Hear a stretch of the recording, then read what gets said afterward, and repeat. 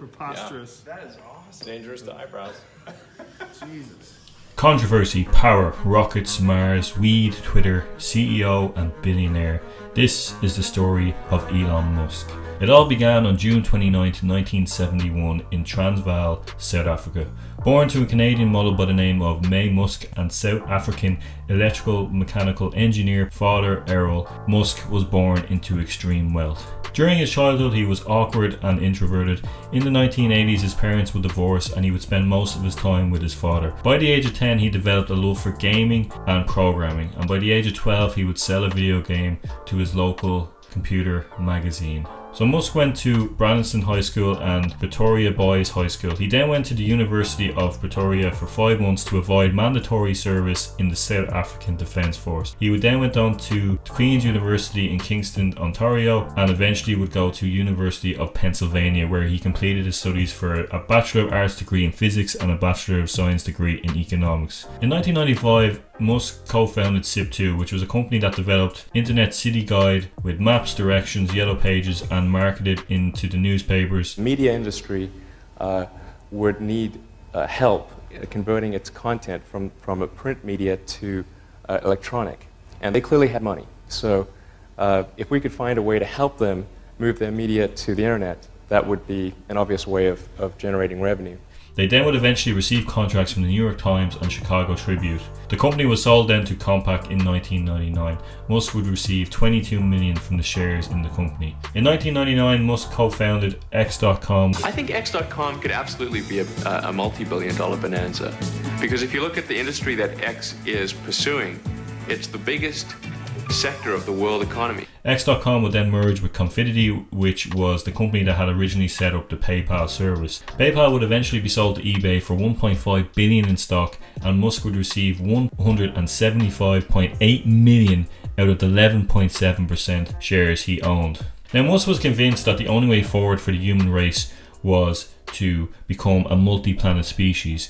It would be, I think, at least as important as life going from the oceans to land, and probably more important or more significant, because at least that was a gradual transition. If things got a little uncomfortable on land, you could just hop back in the ocean, and that's not really feasible on interplanetary journeys. And I'm actually fairly optimistic about the future of Earth, but something may happen that closes that window and prevents life from extending beyond Earth. And that risks the extension of life, or at least consciousness as we know it, and that would be a terrible thing. He felt that he could create rockets at a lower cost than NASA through a privately run company. So he would start his own company by the name of SpaceX, and his first rocket would take off in 2006 by the name of Falcon 1. Now, Musk would go through various different rockets and various different stages throughout his career with SpaceX. SpaceX would eventually receive $1.6 billion commercial resupply services program contract from NASA for 12 flights of its Falcon 9 rocket and Dragon spacecraft to the International Space Station, replacing the Space Shuttle after its 2011 retirement. SpaceX then would develop its Starlink constellation, which was a low Earth orbit satellites which provided internet access to different parts of the world, with the first two prototype satellites launched in February 2018. So since then they've actually had 60 more operational satellites launched into space. The total cost of the decade-long project to design, build and deploy these satellites would be about $10 billion. Another obsession he had was with electric cars. He started with being a big contributor of Tesla Motors in 2004. In 2006, Tesla introduced its first car called the Roadster, which could travel 394 kilometers in a single use. Musk himself would eventually become CEO of the company when, during the 2008 financial crisis, there was no vote of confidence in the original founders of Tesla. Now, Musk has also made some interesting choices when it comes to its car design, some of which are very, very questionable. Yikes. He also, through his own sense of humour, has named 3 Tesla cars the Model S, E and X. Obviously, if you put those 3 together, you can figure out what it means. Musk also caused a drop in his company stock with this tweet: "Tesla's stock price is too high in my opinion." This caused Tesla stock to take a nosedive as a result at about 11%. Musk has come under a lot of fire and attention over the years for the way he treats his staff at both Tesla Motors and at SpaceX. Now, it's fairly safe to say that Musk doesn't act like an everyday CEO. In fact, he does the exact opposite of that. Like, for example, smoking a joint on the JRE podcast, which created endless memes that Musk himself would cream himself over. It caused a drop in shares in both Tesla and SpaceX. One thing I do want to talk about is the name of one of his children, which on the Joe Rogan podcast was identified as... And first of all, my partner is the one that actually mostly came up with the name. Congratulations to her. Yeah, she's great at names. So, I mean, it's just X, the letter X, and then the AE is like pronounced Ash. Yeah, and then A12 is my contribution. Oh, why A12? Archangel 12, the precursor to the SR-71, coolest plane ever. Or in gibberish terms, blah blah blah blah blah. Now, unfortunately for Musk, it's actually illegal in California to have a name with numbers in it, so they changed the 12 to Roman numerals. Doesn't really make that much of a difference. It's still just as confusing. Now, because Musk didn't feel fulfilled enough, although acquiring 9.1% of Twitter shares, he decided that he would offer Twitter a staggering $43 billion for the company. Twitter's board of directors would eventually go on to accept the offer. The reason for the purchase, according to Musk, is to, and I quote, new features would be added such as making algorithms open source, combat bot accounts, and promote more free speech. However, Musk would announce his intention to terminate the agreement in July of this year, asserting that Twitter had breached their agreement by refusing to crack down on the spam bot accounts. Twitter would then file a lawsuit against Musk in the Delaware court shortly thereafter, with the trial set for October 17th of this year. However, on October 4th, Musk would then announce that he has decided to actually buy the business after all. On October 6th, a judge in Delaware halted Twitter's lawsuit against Musk in order to allow him to finance his acquisition of Twitter. The judge said that she would schedule a trial in November if Musk did not complete the acquisition of Twitter by 5 p.m. on October 28th.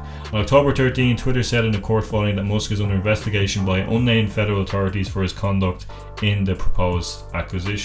So, what has the future owner of Twitter tweeted over the years? Well, with over 20,000 tweets, he loves memes and unironically shares a lot of these. In 2020, he showed his support for Kanye's bid for the election when Kanye tweeted, "We must now realize the promise of America by trusting God, unifying our vision and building our future. I am running for the president of the United States." And to which Elon Musk responded, "You have my full support." In 2018, Musk would come under fire yet again when he would offer aid to help 12 children trapped in a cave in Thailand. Now, the reason he was actually put under fire was because he tweeted, "You know what, don't bother showing the video, we will make one of the mini sub pod going all the way to Cave 5, no problemo. Sorry Peter Guy, you really did ask for it." Now, in reference to Peter Guy, he was talking about a man from Britain by the name of Vernon Unsworth, who was there actually trying to save the kids himself. He would eventually sue Musk for a whopping £145 million or $190 million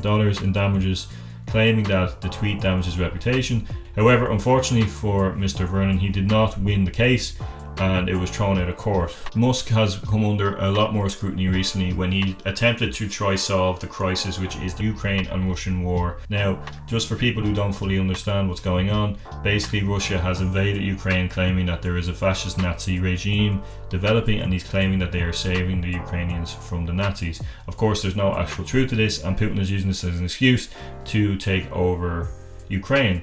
So Musk took it upon himself to help solve this crisis in the most egotistical way possible. He would tweet a poll which stated, "Ukraine-Russian peace. Redo elections of annexed regions under UN supervision. Russia leaves if that is will of the people. Crimea, formerly part of Russia as it's been since 1783. Water supply to Crimea assured. Ukraine remains neutral. The President Zelensky has come out and said that he wants to take Crimea back and take all the land that Russia has taken." Ukrainian President Zelensky responded by posting a Twitter poll of his own, asking users to vote, which Elon Musk do you like more? One who supports Ukraine or one who supports Russia? Now, the foreign minister in Ukraine denounced Musk's proposal as rewarding Russia for its invasion, and he stated, and I quote, "Those who propose Ukraine to give up on its own people and land, presumably not to hurt Putin's bruised ego or to save Ukraine from suffering, must stop using the word peace as a euphemism to let Russians murder and rape thousands and more innocent Ukrainians and grab more land." Now, Musk was also accused of talking to Putin a few days before these tweets, to which he has vigorously denied, although he has no evidence to say otherwise. Another reason Musk has got under a lot of attention recently is because he's been providing Starlink internet to Ukraine during the war, and they've been footing the bill. Basically, Musk is saying that the company can no longer afford to cover the cost and is asking the American government to cover the cost. He claimed it's costing SpaceX $80 million and will exceed $100 million by the end of the year. He is asking the government to cover the cost, which will increase to over $400 million by next year. The reason he's under a lot of scrutiny is because the Ukrainians, both the army and civilians, depend on the SpaceX satellites because they've no other source of internet at the minute because the Russians are destroying any sort of infrastructure. So it's crucial to the war and to the people that these satellites remain running and functional. And with Musk basically threatening to pull the satellites out if he doesn't get paid, you know, again showing his CEO mindset. So what do you guys think? Do you think Musk is some sort of egotistical maniac? Do you think he's done a lot of good for the world? Or do you think all the money and power has corrupted him just like the rest? Me personally, I think it's a bit of both. I think he can do a lot of good for the world. The fact that he's trying to get us to Mars, you know, isn't necessarily a bad thing. Is it achievable in our lifetimes? Probably not, but it's still an aspiration that you could admire. I think it's a mixed bag with Musk personally. I do admire what he's done, but I also don't admire how he treats his staff. I don't admire how he treats his family and his friends, and it seems that he's someone that very much likes to be in control and likes the power and the greed he gets from it. So like any billionaire, they're going to see themselves on some sort of pedestal, I think, and I don't think Musk is someone that strives away from that either. I think he's very much enrolled in that too. That's just my opinion. Let me know in the comments below what you think, what parts you felt I missed out on, what things I didn't talk about. Unfortunately, I can't include everything in his life because he's wacky and I can't fit it on the video. But as always, thanks so much for watching, thanks for subscribing, thanks for taking the time to watch my videos and sharing them and liking them. It really does mean a lot to me. I have more videos coming down the pipeline. I do really enjoy making them, so if you could please subscribe and like and share like you guys always do, it really would mean a lot to me. I'm trying to hit those targets so I can actually hopefully someday make some money off this, possibly. As always, thanks so much for watching, and I will see you guys in the next video. Peace out.